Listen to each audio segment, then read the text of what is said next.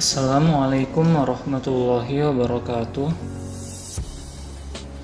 Di sini saya akan membawakan materi tentang air limbah. Perkenalkan, nama saya Arjun El Siraj dan teman saya Wina Puspita.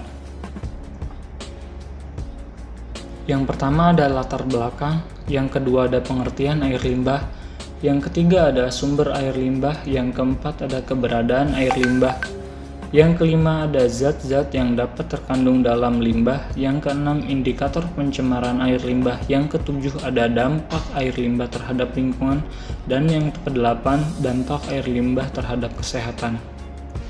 Latar belakang. Berbicara mengenai pencemaran air, biasanya yang terlintas di pikiran kita adalah limbah cair dari industri pabrik saja. Padahal dari rumah tangga, pasar, sawah, rumah sakit, dan sebagainya juga berperan banyak dalam tercemarnya air. Air yang mengandung deterjen, tinja, dan sisa makanan yang masuk ke saluran pembuangan air setiap harinya dapat mempengaruhi keseimbangan fisika dan kimiawi air. Pada kondisi tertentu, air bisa bersifat tak terbarukan, di mana proses perjalanan air tanah membutuhkan waktu ribuan tahun, sehingga jika pengambilan air tanah dilakukan secara berlebihan, maka lama-kelamaan air tanah akan habis. Pengertian air limbah. Air limbah adalah air yang tidak bersih dan mengandung berbagai zat yang dapat membahayakan manusia dan makhluk hidup lainnya, dan lazimnya muncul karena hasil aktivitas manusia, baik dari industri maupun dari rumah tangga, dengan konsentrasi dan kuantitas tertentu. Kehadiran limbah dapat berdampak negatif terhadap lingkungan dan juga kesehatan manusia, sehingga perlu dilakukan penanganan dan pengolahan terhadap limbah sebelum limbah dibuang ke lingkungan. Sumber air limbah. Sumber air limbah dapat berasal dari kegiatan di pemukiman, perumahan, perkantoran, komersial, fasilitas umum, pelayanan kesehatan, serta kegiatan industri. Selain itu, air limbah juga dapat bersumber dari air hujan, air limpasan atau air luapan dari permukaan seperti air luapan dari sungai atau selokan di pinggir jalan. Keberadaan air limbah. Yang pertama, air limbah rumah tangga. Air limbah rumah tangga adalah air limbah yang tidak mengandung ekskreta manusia dan dapat berasal dari buangan kamar mandi, dapur, air cuci pakaian, dan lain-lain yang memungkinkan dapat mengandung mikroorganisme patogen. Air limbah rumah tangga merupakan sumber utama pencemaran di perkotaan. Volume air limbah rumah tangga bergantung pada volume pemakaian air penduduk setempat. Yang kedua, ada air limbah industri. Air limbah industri adalah air limbah yang berasal dari rangkaian proses produksi suatu industri. Limbah ini tentu akan mengandung komponen hasil produksi pada industri sehingga harus diolah terlebih dahulu sebelum dibuang ke lingkungan. Selain terbentuk cair, limbah yang dihasilkan di industri bisa berbentuk padat maupun berbentuk gas dan partikel.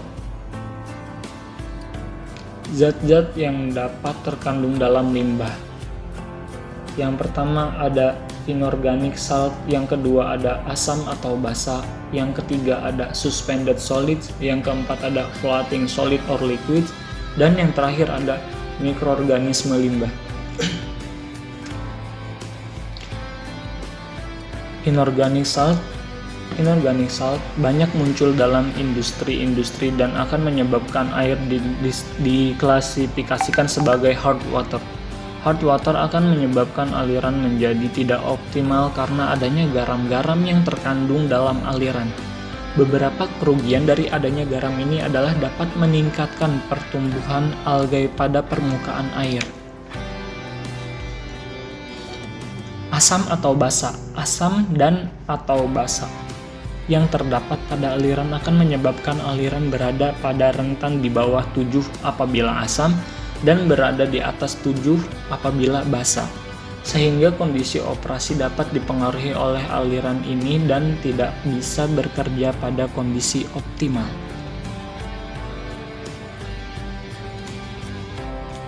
Suspended solid. Suspended solid akan mengendap di bawah atau muncul di atas aliran. Zat ini akan menyebabkan bau dan oksigen yang berada di aliran menjadi berkurang bahkan habis.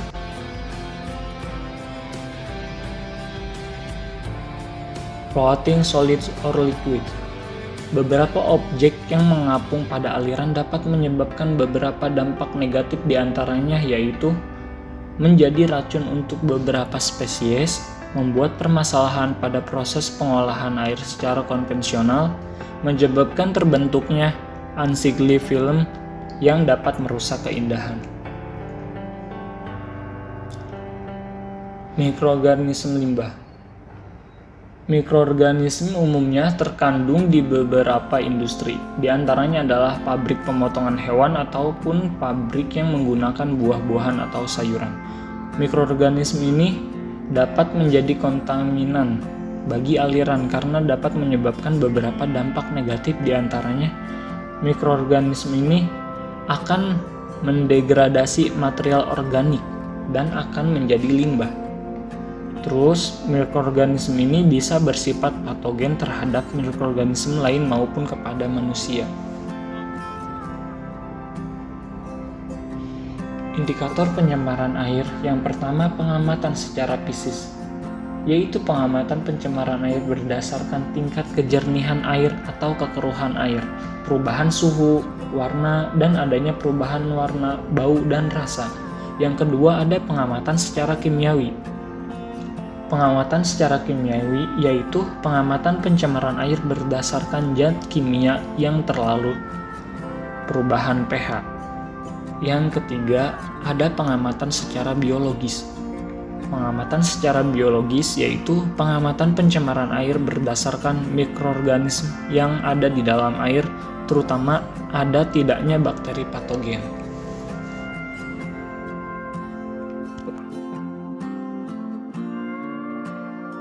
Indikator yang umum diketahui pada pemeriksaan pencemaran air adalah pH atau konsentrasi ion hidrogen, oksigen terlarut, kebutuhan oksigen biokimia, serta kebutuhan oksigen kimiawi. Air limbah yang tidak diolah terlebih dahulu dan dibuang secara terus-menerus akan memberikan dampak negatif terhadap kesehatan lingkungan, baik di daerah penghasil limbah maupun di luarnya. Contoh yang sering terjadi adalah tercemarnya daerah pantai karena bermuaranya sungai-sungai yang tercemar pada daerah tersebut. Selain limbah domestik, juga meningkatnya jumlah industri akan mengakibatkan semakin memperberat masalah lingkungan. Ada 3 pola yang perlu diperhatikan, yaitu yang pertama, pertumbuhan sektor industri. Dengan semakin mengandalkan sektor industri untuk menopang pertumbuhan ekonomi, maka nilai tambah dari manufacturing diperkirakan akan berlipat 13 kali, dan limbah yang dihasilkan berlipat 10 kali lipat. Yang kedua, distribusi spasial dari pertumbuhan industri tersebut. Industri akan lebih banyak berlokasi di provinsi yang padat di Jawa. Yang ketiga, adanya pergeseran jenis industri dari sektor pengolahan bahan baku ke sektor assembly. Walaupun hal ini akan mengurangi intensitas polutan tradisional, tetapi polutan yang bersifat bioakumulatif dan toksis sebaliknya akan meningkat. Dampak air limbah terhadap lingkungan. Yang pertama, penurunan kualitas air. Air limbah yang tidak diolah sebelum dibuang ke lingkungan apabila bercampur dengan air hujan dan meresap ke dalam tanah, maka akan mencemari air tanah. Yang kedua, merusak ekosistem perairan. Zat racun seperti arsenik, kopersium, kromium, kadmium, tembaga, fluor, raksa, timbal, dan zinc yang bersumber dari limbah rumah tangga dapat menyebabkan kematian pada ikan, plankton, atau hewan air lainnya, yang akan menyebabkan rusaknya ekosistem perairan. Yang ketiga, pencemaran air berat pada lingkungan. Banyaknya zat pencemar pada air limbah akan menyebabkan menurunnya kadar oksigen terlarut dalam air tersebut, sehingga akan mengakibatkan kehidupan dalam air yang membutuhkan oksigen terganggu, serta mengurangi perkembangannya. Selain itu, dapat pula disebabkan adanya zat beracun yang juga menyebabkan kerusakan pada tanaman dan tumbuhan air. Yang keempat, mengganggu estetika lingkungan. Dengan semakin banyaknya zat organik yang dibuang ke lingkungan perairan, maka perairan tersebut akan semakin tercemar, yang biasanya ditandai dengan bau yang menyengat di samping tumpukan yang dapat mengurangi estetika lingkungan. Masalah limbah minyak atau lemak juga dapat mengurangi estetika. Selain bau, limbah tersebut juga menyebabkan tempat sekitarnya menjadi licin. Sedangkan limbah deterjen atau sabun akan menyebabkan penumpukan busa yang sangat banyak. Ini pun dapat mengurangi estetika. Dan yang terakhir, kerusakan material. Air limbah yang berasal dari kegiatan industri banyak mengandung logam berat yang bersifat korosif dan gas-gas oksida yang dapat mempercepat proses terjadinya karat pada material berbahan dasar besi. Jika tidak diolah terlebih dahulu, maka air limbah yang dibuang ke lingkungan akan mengganggu bangunan atau benda-benda lain yang ada di sekitarnya. Dampak air limbah untuk kesehatan.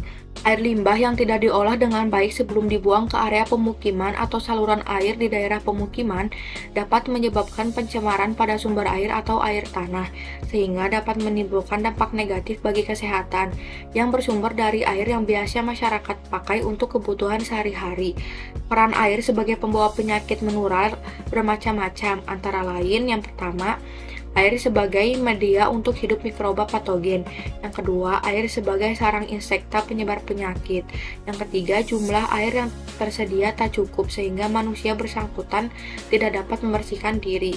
Yang keempat, air sebagai media untuk hidup vektor penyakit. Ada beberapa penyakit yang masuk dalam kategori waterborne diseases atau penyakit-penyakit yang dibawa oleh air yang masih banyak terdapat di daerah-daerah. Penyakit-penyakit ini dapat menyebar bila mikroba penyebabnya dapat masuk ke dalam sumber air yang dipakai masyarakat untuk memenuhi kebutuhan sehari-hari.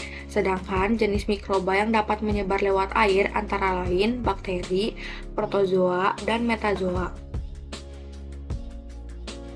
Selain dari pencemaran air yang disebabkan oleh mikroba, ada juga pencemaran oleh zat-zat berbahaya yang ada pada air limbah.